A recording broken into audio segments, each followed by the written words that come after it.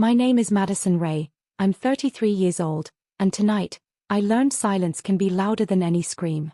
We didn't get anything for your kids, my dad said, sliding 2 napkins toward them like leftovers. Across the table, my brother unwrapped his gleaming $dollar pasta box, the one dripping with imported truffle sauce and golden dessert forks. His wife smirked, her voice honeyed with cruelty. Be grateful they were invited. I smiled, small, steady. Copy that, I whispered, folding the napkins neatly. My hands didn't shake this time. They used to, when I still believed family meant safety. But not anymore. The air smelled of expensive wine and judgment. Laughter echoed around the reunion hall, my brother's booming, my dad's proud. I'd spent years trying to earn a seat at this table. Tonight, I finally realized I'd outgrown it. When the waiter approached, my dad cleared his throat. Put everything on my tab, he said. Then, like a knife slipping between ribs, added, except hers. The table erupted in snickers. My son stared at his plate, my daughter tugged my sleeve. Mom, she whispered, can we just go home? For a second, I almost did. Almost walked away like every other time. But this time, something inside me stayed still. Not hurt. Not broken. Just awake. I stood up slowly, the chair scraping across marble like a challenge. Every eye turned. My brother leaned back, smirking. My dad crossed his arms. And I smiled, calm, cold, controlled. When the waiter reached me, I said softly, actually, there's been a change. I slipped a matte black card onto the table. Put everything, and I mean everything, on mine. Their orders too. The waiter froze. My father blinked. And as my brother's wife's fork clattered against her plate, I added, you can keep your napkins. I already own the restaurant. The laughter died instantly. Outside, rain began to fall. Inside, silence, the kind that hurts. The first act of my quiet revenge had begun. For a full 10 seconds, no one spoke. You could hear the rain sliding down the restaurant's glass walls, the hum of music soft and haunting, like the soundtrack of disbelief. My dad's jaw tightened. Madison, he said slowly, don't start one of your scenes. Scenes. That's what he always called it when I refused to shrink. When I refused to apologize for being uncomfortable around their cruelty. I smiled politely. Don't worry, Dad. The scene already ended, I just bought the stage. My brother scoffed. You? Own this place. His laugh was sharp, the kind people use to protect their ego. His wife leaned in, whispering, probably leased a table for the night. I didn't respond. I didn't need to. The manager, Daniel, walked over just then, his tie crisp, his tone respectful. Good evening, Ms. Ray. Everything up to your expectations? My dad's face drained of color. Daniel nodded toward me. Your usual table is ready whenever you'd like, and the chef wanted to thank you personally for the new wine contract. The smirk died on my brother's lips. His wife looked at her untouched pasta as if it might explode. I just turned to the waiter. Please, make sure my family enjoys their meal. And double the dessert. On the house. It was over before it began. But I wasn't angry, not anymore. Just empty, in that cold, freeing way you feel when you've finally stopped caring about people who never cared for you. My daughter tucked my sleeve again. Mom, do they hate us? I crouched to her level, brushed a strand of hair from her cheek. No, baby. They just don't know what love looks like when it stands up for itself. I straightened, nodded to the waiter, and walked toward the exit, heels clicking like punctuation marks on a story I'd been rewriting in silence for years. Behind me, I heard my brother whisper, when did she get this rich? My father's voice followed, cracked and low. The day we stopped paying attention. That night, after the family reunion disaster, I drove home in silence. The rain was heavier now, soft drumming against the windshield, almost rhythmic. My kids slept in the back seat, faces peaceful, unaware that their mother had just burned the bridge she was once forced to crawl across. I parked outside my townhouse, the one they didn't know I owned outright. The one I'd bought with the company they never asked about. 4 years, I was the struggling single mom, the one everyone pitied during Christmas dinners while writing checks for my brother's business ventures. They thought my quiet life meant failure. They didn't realize quiet people often build empires while everyone else is busy talking. I poured myself a glass of wine, sat by the window, and let the city lights wash over me. I should have felt triumphant, but I didn't. I felt hollow, like revenge had emptied something I didn't even know was still inside me. My phone buzzed. Dad, we need to talk. Tomorrow. Don't make this worse. Typical. No apology. No reflection. Just control. I stared at the message, the words flickering against the glass. For a moment, I almost replied. But then I remembered the years, the ignored birthdays, the unpaid promises, the way they'd tell my kids, Mom's just sensitive. No, I wasn't sensitive. I was alert. And I was done. The next morning, I walked into my company's downtown office. My name, Madison Ray Holdings, gleamed on the glass door. My assistant looked up. You're trending, she said, half smiling. I frowned. Trending.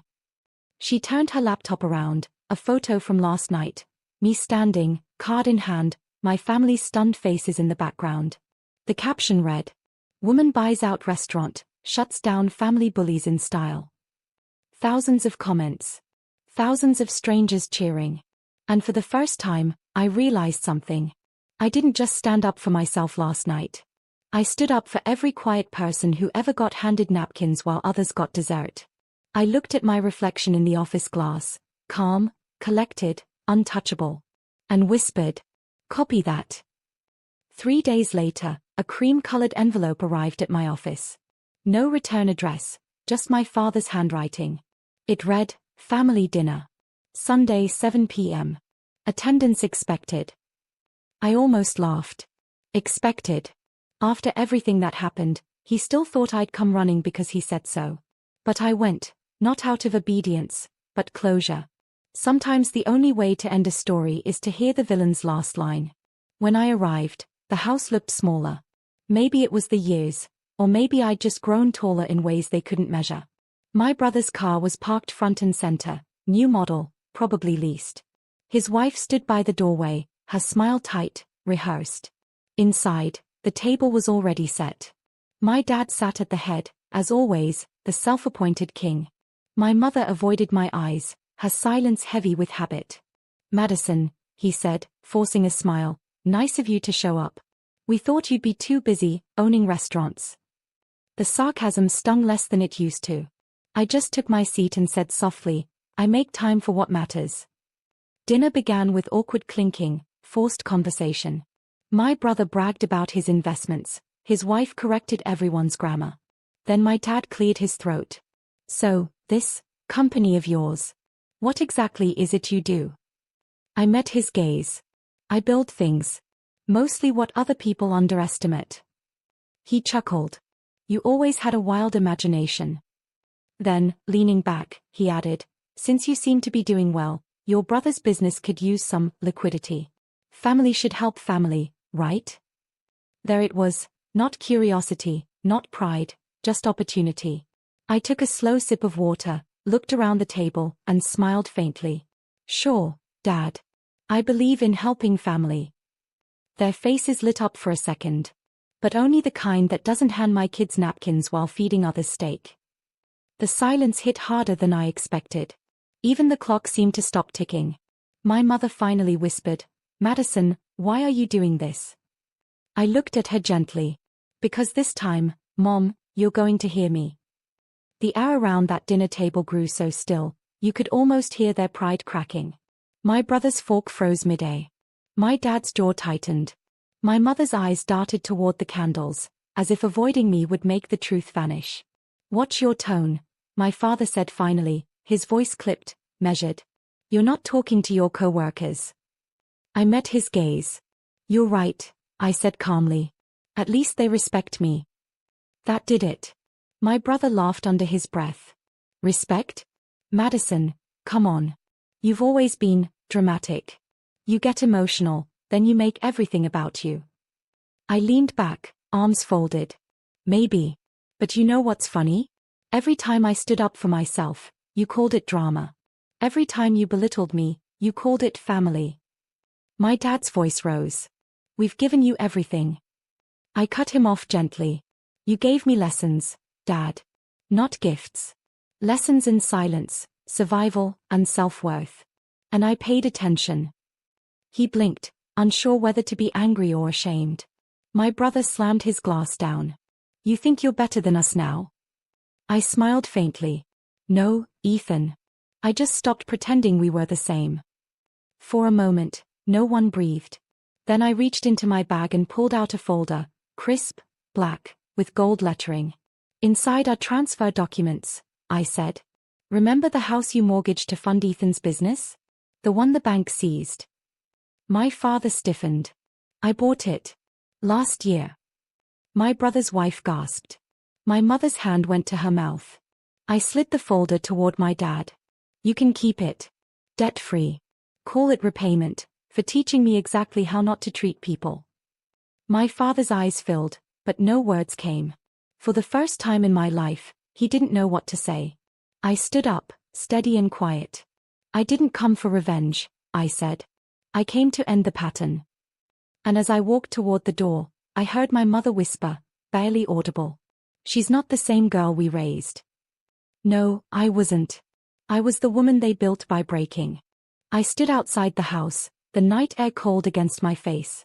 Behind me, I could still hear the faint sound of arguing, my father's voice, my brother's protests, my mother's sobs. It was a familiar chaos, but this time, it didn't reach me. For the first time in my life, I wasn't standing in the storm. I was watching it fade from a distance. My daughter's voice pulled me back. Mom? Are you okay? She was sitting in the car, her small hands holding her brother's. Their eyes were the only truth I ever needed. I smiled softly. Yeah, baby. I'm okay now. And I meant it. On the drive home, I thought about how pain becomes inheritance. How daughters learn silence from their mothers. How we mistake endurance for love. But tonight, the chain broke. My kids would never have to earn kindness from the people who claimed to love them. The next morning, I opened my office blinds. The skyline shimmered with sunlight, as if the world itself was offering closure. On my desk sat a letter, handwritten, unaddressed. I recognized the shaky script immediately. Madison. I don't know who taught you strength, but I wish it had been me. Dad. I read it twice, tears prickling but not falling. It wasn't forgiveness, not exactly, but it was something human. Maybe regret. Maybe peace. That afternoon, I met with my legal team to finalize a new project, a scholarship fund for single mothers rebuilding their lives. I called it the Napkin Fund. A reminder that sometimes what people hand you in humiliation can become your foundation for dignity. When the paperwork was done, I went home early. My kids were painting in the living room, messy, loud, alive. For once, there was no tension, no pretending, no fear of being too much. I sat beside them and whispered, you know, everything we build in color. My daughter looked up and smiled, because we don't live in napkins anymore, right? I laughed through the tears. Exactly, baby. Not anymore. A few weeks later, I got a call I didn't expect. Ms. Ray, the voice said. We're handling your father's estate planning. He's requested a meeting, with you only. I froze. My father wasn't the type to request anything. He commanded. But something in that sentence, with you only, told me the power balance had shifted for good. I arrived at his lawyer's office the next day. The walls smelled of mahogany and old regret. My father sat by the window, thinner, older, eyes tired. When he saw me, his lips parted in a faint smile that didn't quite reach his eyes. You came, he said softly. I almost didn't, I replied. But I figured closure deserves an audience. He nodded. You always had your mother's way with words. That almost sounded like a compliment, until he continued. I was hard on you, Madison. Maybe too hard. I just didn't want you to struggle. I exhaled, a quiet laugh escaping. You didn't stop me from struggling, Dad. You just made sure I did it alone. His eyes dropped. Silence stretched between us, thick and heavy. Finally, he pushed a folder toward me. Legal documents, property deeds, trust transfers. I'm rewriting everything, he said. Your brother already has enough. You built something from nothing, you earned this. I didn't touch the folder. I don't want your money, I said. I just wanted the truth. He looked up, and for a moment, I saw the man behind the pride. I'm sorry, he whispered. I didn't know how to love you without trying to control you. The words hit harder than any insult he'd ever thrown. Not because they hurt, but because they were real. I stood, steady, composed. I forgive you, Dad. But I'm not staying in the past. He nodded slowly. I know. That's why I finally trust you to lead this family's name forward. As I walked out, sunlight poured through the tall glass windows, warm, blinding, almost cinematic. The same girl they once handed napkins to was now rewriting their legacy. 6 months later, life had a new rhythm, calm, focused, and deeply mine. The restaurant thrived. The napkin fund was sending its first group of mothers back to college. My kids laughed louder, dreamed bigger, and no longer flinched when someone said family dinner. Then one evening, as I locked up my office, my phone buzzed. Ethan, Dad's hosting another reunion. He wants you there. For a long time, I stared at that message, the same words that once made me anxious, small, unsure. But not tonight.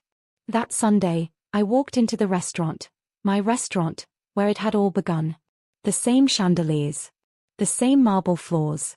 Only this time, the host greeted me like the owner I was. My father was there, frailer now but softer somehow. My brother stood beside him, quiet. His wife didn't meet my eyes. Madison, my father said, rising. We ordered for everyone. I smiled, gentle but firm. Good. I brought dessert. 2 waiters emerged carrying silver trays, each one with a neatly folded linen napkin on top. The same kind they once handed my kids. But when the napkins were lifted, small envelopes lay beneath, donation receipts, all under the napkin fund, each one in their names. My dad's eyes watered as he read. You used your success to give back. I nodded. Because that's what real family does, Dad. They feed others, not their own egos. For a moment, silence fell again. But this time, it wasn't heavy. It was healing. My mother reached across the table, her hand trembling. We're proud of you, Maddie. And for the first time in my entire life, I believed her. Later that night, after the laughter had softened and the candles had burned low, my father pulled me aside. You turned pain into power, he said quietly. That's something I never could. I looked him in the eyes and smiled. You gave me the blueprint, Dad. I just built something better. He laughed, tired but genuine, and whispered, copy that. I walked out under the city lights, free at last.